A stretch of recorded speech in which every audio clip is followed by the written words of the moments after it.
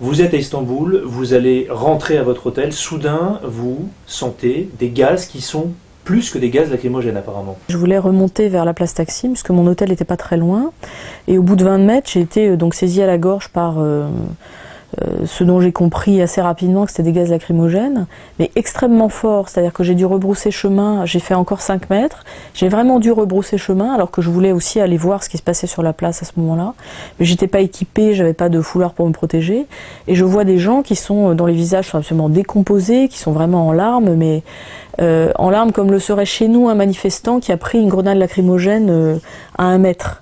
Sauf que là, on était extrêmement loin de la place. Donc ça veut dire que les matériaux qui sont utilisés sont très forts, on ne sait pas ce qu'il y a dedans.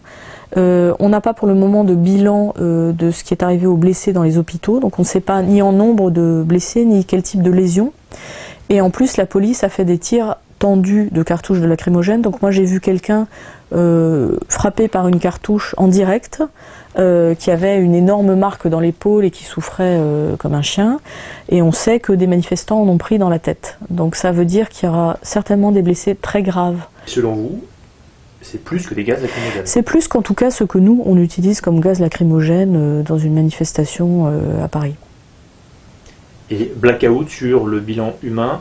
Pour autant, les informations qui circulent au sortir des hôpitaux, c'est qu'il y a des blessures qui sont graves. Il est évident qu'étant donné le niveau de violence et le fait qu'on ait des témoignages directs de gens qui ont pris des cartouches de lacrymogène dans la tête, il est évident que ces personnes doivent être en assez mauvais état à l'heure actuelle à l'hôpital. Et vous pensez qu'on peut avoir un regain de violence de ce type ou qu'au contraire, maintenant, le pouvoir cherche vraiment à calmer le jeu? Alors évidemment, le pouvoir doit calmer le jeu, parce que sinon ça serait une catastrophe. Mais est-ce qu'ils sont capables de calmer le jeu? Ça, c'est ce qu'on verra à la fois politiquement et puis sur la façon de tenir les troupes. Parce que le problème est que quand on admet qu'il y a eu des violences policières, est-ce qu'on peut discipliner la police du jour au lendemain alors qu'on a besoin d'elle? Ça, c'est pas évident non plus.